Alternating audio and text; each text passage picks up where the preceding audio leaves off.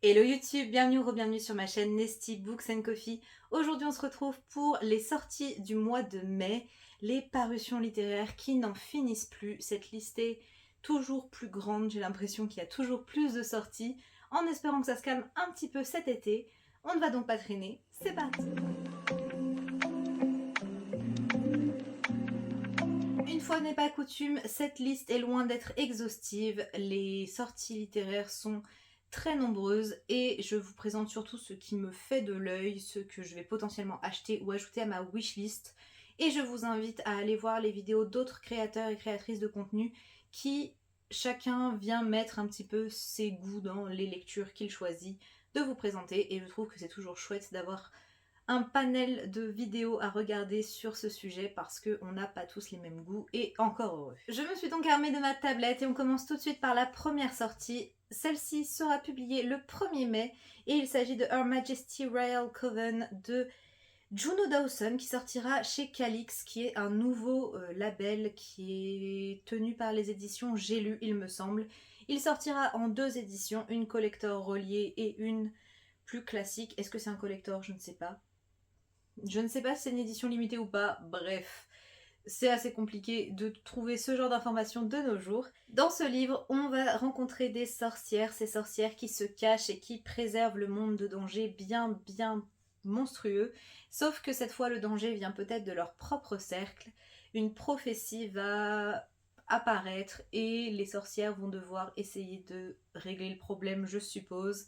Est-ce qu'elles y arriveront? C'est tout le sujet. Ça a l'air d'être assez intéressant. On a ce côté un peu, pas Dark Academia, mais cette ambiance de coven et de sorcières, et c'est un livre parfait pour l'automne, donc c'est dommage qu'il sorte maintenant. Mais en tout cas, il me fait bien de l'œil, donc je me le note quelque part. Le livre suivant sortira chez Hauteville, pareil, dans une édition reliée et dans une édition classique. Il s'agit de Love Theoretically de Ali Hazelwood, j'avais perdu son nom. Il paraîtra le 2 mai et il s'agit d'un nouveau one-shot de romance universitaire dans le domaine scientifique. J'ai lu seulement The Love Hypothesis et j'aimerais bien découvrir celui-ci également quand je pourrais me le procurer. Je n'ai pas noté grand chose, je sais que c'est toujours dans le milieu scientifique, qu'on a une jeune femme qui essaye de boucler ses fins de mois en se faisant passer pour une fausse petite amie ou quelque chose comme ça. Ça vous donne à peu près une idée. Il y a un rival, il y a un professeur un peu méchant. Est-ce que c'est la même personne? Je ne sais plus. Mais en tout cas, c'est de la romance, donc je n'ai pas besoin d'en savoir trop. J'ai beaucoup aimé The Love Hypothesis. Je dois encore lire Love on the Brain, et si celui-là me plaît, eh bien je me procurerai celui-ci, dont je vais arrêter de dire le titre parce que je pense que je le massacre. Toujours le 2 mai sortira chez Didier Jeunesse Le bleu des souvenirs d'été de Lilibelle de Cholet. Il s'agit d'un contemporain young adulte, je suppose, où on va rencontrer 2 cousines qui vont une dernière fois aller dans la maison de vacances qui va être vendue. On dit que c'est l'été des dernières fois, sauf que l'une de leurs cousines n'est pas là. Et l'absence de cette cousine prend beaucoup de place. On ne sait pas pourquoi au départ, je suppose. Ces 2 jeunes filles sont malheureuses et elles ne se parlent pas et petit à petit elles vont devoir se parler et on va suivre ça. Ça a l'air d'être une histoire encore bien touchante et parfaite pour l'été et en même temps je pense qu'il y a ce côté doux amer de cette lecture. Et en tout cas il me fait énormément envie. Je ne pense pas me le procurer tout de suite mais en tout cas je le garde dans un coin de ma tête parce que il a l'air très chouette. Le livre suivant a fait énormément de bruit depuis sa sortie en VO, on le voit un petit peu partout et il va enfin être traduit chez De Saxus. Il s'agit de Divine Rivalité de Rebecca Ross, j'allais dire Yaros, non ce n'est pas la même personne, qui sortira donc le 2 mai chez De Saxus dans une édition absolument magnifique. Et ici on va suivre Iris dans un univers de fantasy où les dieux se font la guerre. Et Iris, elle a un frère qui est porté disparu, il est parti au combat et on ne sait pas où il est, qu'est-ce qu'il est devenu. Iris du coup écrit des lettres à ce frère disparu, elle les range très soigneusement, sauf que ces lettres vont disparaître mystérieusement et un jour elle va recevoir une réponse anonyme et on va la suivre dans cette relation épistolaire qui se noue. On se doute au vu du résumé qu'il s'agit de réponse du rival d'Iris qui s'appelle Roman et on va suivre cette histoire. C'est le premier tome d'une saga donc je ne sais pas trop ce que ça peut donner mais ça m'envoie de très très bonnes vibes. Je me dis que pourquoi pas tenter. J'aime beaucoup le côté épistolaire et le côté romance historique sous fond de magie. Il me semble qu'on est plus sur du young adulte, si je ne dis pas de bêtises, mais à voir quand même. Celui-là, je pense que je vais me le procurer parce qu'il me fait de l'œil depuis sa sortie VO. Et ouais, je sais pas. Peut-être bien. Il faut savoir que je vous présente toutes ces sorties et que je me fais du mal parce que j'ai décidé qu'en mai, j'achèterai beaucoup moins de livres, un ou deux, parce que les sorties sont parfois un petit peu collector, ce genre de choses. Mais je vais essayer de me calmer parce que je vais vous faire mon book haul d'avril et vous allez voir qu'entre mars et avril, ça a été un petit peu la catastrophe. Un autre livre qui est très attendu, mais qui sort cette fois dans le label Ellipsis de chez De Saxus. Ça sort toujours le 2 mai et il s'agit de Yellowface de R.F. Kuang qui a écrit donc Babel et La guerre du pavot, dont j'espère un jour une retraduction ou un rachat des droits parce qu'on n'a eu que le tome 1. Et j'ai envie de le lire, mais j'aimerais avoir la suite. Bref, revenons-en à Yellowface. Il s'agit d'un contemporain cette fois où on va suivre deux femmes, je n'ai plus leur nom. Elles sont apparemment amies, l'une d'elles est asiatique et elle est très célèbre pour ses écrits, c'est une écrivaine reconnue.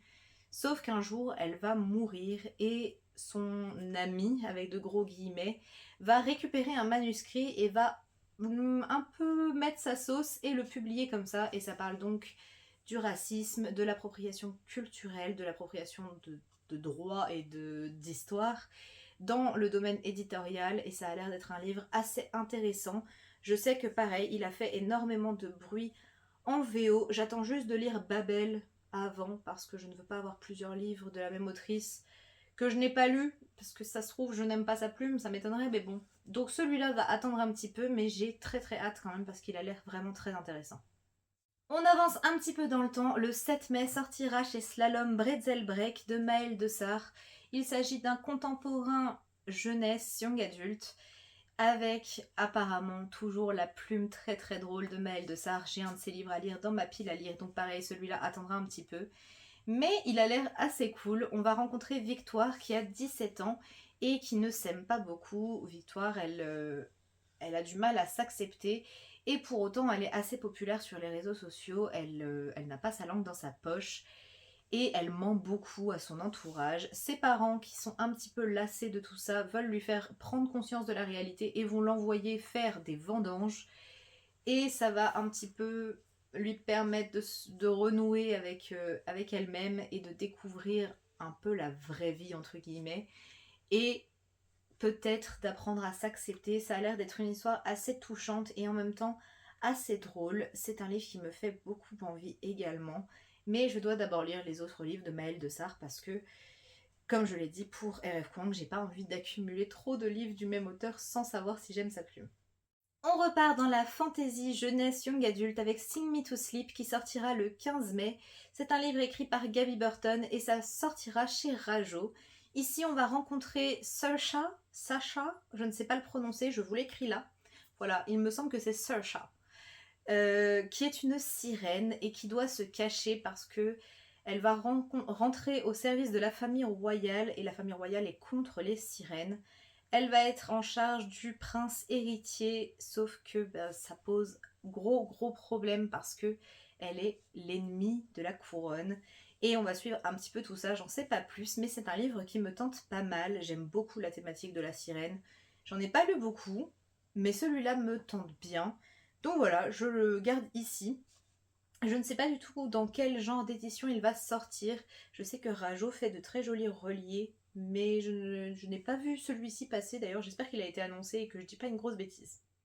Toujours le 15 mai sortira chez Casterman L'archipel des dieux, le tome 1 de Amy Kaufman. Amy Kaufman, je l'ai découverte dans Aurora Squad qu'elle a coécrit avec J. Christophe. Et je ne sais pas si elle avait écrit d'autres choses toute seule, mais en tout cas celui-là me tente beaucoup parce qu'on est dans une fantasy young adulte. Et vous savez que la fantasy young adulte, je signe sans problème. Ici, on va rencontrer Célie qui espérait avoir enfin la liberté, enfin partir du royaume, sauf qu'elle va être réquisitionnée par la famille royale pour escorter le prince le prince Léander, qui va devoir effectuer un voyage et un sacrifice pour sauver le royaume. Le problème, c'est qu'ils vont être poursuivis par une personne qui souhaite tuer le prince, et ce prince est pourtant le seul à pouvoir apaiser les dieux. C'est une histoire qui a l'air assez chouette, j'aime beaucoup la couverture, l'illustration est très très très jolie, et j'ai envie de découvrir Amy Kaufman dans d'autres univers que la science-fiction, même si je compte bien sûr un jour lire Illuminae et la suite d'Aurora Squad, mais celui-là m'envoie de bonnes ondes. Je m'excuse pour la luminosité qui n'arrête pas de changer, mais un coup il y a du soleil, un coup il n'y en a plus, et je n'arrive plus à gérer. J'espère que vous me voyez toujours.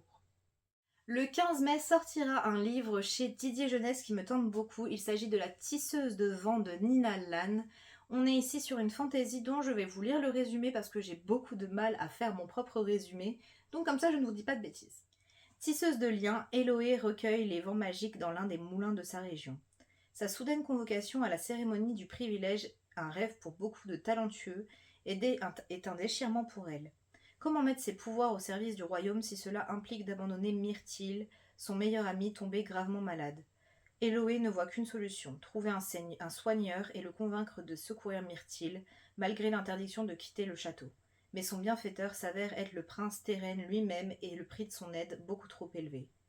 Entre ce pacte imprudent et la progression de la maladie dans le pays, Éloé va devoir puiser dans les racines de sa magie pour tirer son épingle du jeu, au risque de se retrouver prise au piège d'une bien sombre toile. Ça a l'air assez cool, j'adore la couverture et j'aime beaucoup ce côté un peu onirique que le résumé laisse entendre.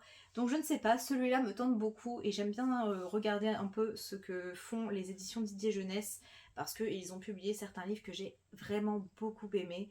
Donc, il a l'air plutôt intéressant. Au suivant, j'étais obligée de vous en parler car il s'agit de la première publication de la maison d'édition Iméris qui est tenue par le conjoint de Rêve ta vie en lecteur, si je ne dis pas de bêtises, qui est une booktubeuse que j'apprécie énormément et ils ont fait un sacré travail sur cette première publication. Il s'agit de L'âme du vent d'Amantine Grosso. Ça sortira donc chez Iméris et c'est un livre de fantasy young adult, si je ne dis pas de bêtises. On va rencontrer Baya qui a un don très particulier, elle peut lire l'avenir dans les volutes du vent. Son don la prédestine à être au service des puissants, mais à côté de ça, la ville se meurt, il y a énormément de pauvreté et elle va se contraindre à l'exil pour sauver ceux qu'elle aime. Baya va devoir affronter un grand nombre d'épreuves pour essayer de sauver ses proches et on a apparemment des ennemis qui approchent, qu'on appelle les affamés, je n'en sais pas plus, mais c'est un livre qui me tente énormément. Il renvoie cette impression de chaleur, de désert, de vent sec et chaud, et je ne sais pas, ça me tente énormément, et je tenais vraiment à en parler parce que je trouve que le travail de la maison d'édition a été vraiment très chouette. Donc n'hésitez pas à aller les soutenir si jamais vous pouvez parce que c'est un très beau projet. Le dernier livre que je vous présente sortira le 17 mai. Il s'agit d'une nouvelle publication chez Charleston, écrite par Amy Harmon. Il s'agit des chroniques de Selok, le tome 1, La première année. Et c'est une histoire qui a l'air de mêler un peu récit, fantasy et un petit peu plus mythologique, je dirais. On va suivre une guerrière très puissante qui s'appelle Desdemone, qui a toujours suscité l'admiration, sauf qu'elle va être abandonnée et rejetée alors qu'elle est enceinte. Et au moment de son accouchement, Desdemone va maudire l'île et elle va faire en sorte que seul le sang de son fils puisse libérer l'île de sa malédiction. Quelques années plus tard, il n'y a plus de filles qui naissent, mais quelqu'un va venir se prétendre au trône avec un enfant, et cet enfant est une fille. C'est la première née depuis très longtemps. Mon résumé est très flou, je vous le mets en barre d'infos parce qu'il a l'air vraiment intéressant. Ce livre a l'air très cool. Je ne connais pas, il me semble, La plume d'Amy Harmon. J'ai peut-être lu quelque chose, mais ça ne me dit rien. Mais en tout cas, celui-là me tente énormément. Il y a ce côté, je sais pas, mythologique. Il y a un côté peut-être même féministe, parce qu'on parle d'absence de femmes. Et ça me tente énormément, voilà. Je ne saurais pas vous l'expliquer, mais je l'ai noté. Et voilà YouTube, c'en est tout pour cette vidéo. J'espère qu'elle vous aura plu, même si je ne fais pas de très chouettes résumés. Ils sont tous en barre d'infos comme d'habitude. N'hésitez pas à me dire en commentaire si il y a des sorties qui vous tentent particulièrement, si vous en avez lu certaines en VO ou si vous en avez noté d'autres. N'hésitez surtout pas, je suis peut-être passée à côté et j'aime toujours autant remplir ma wishlist. Si jamais vous n'avez rien à dire ou que vous êtes trop timide pour commenter, vous pouvez laisser l'emoji calendrier, c'est l'emoji des vidéos sorties littéraires à chaque fois. N'hésitez pas également à liker et à vous abonner, ça me fait toujours extrêmement plaisir. Moi, je vous dis à très bientôt pour une prochaine vidéo et d'ici là, prenez soin de vous. Bye!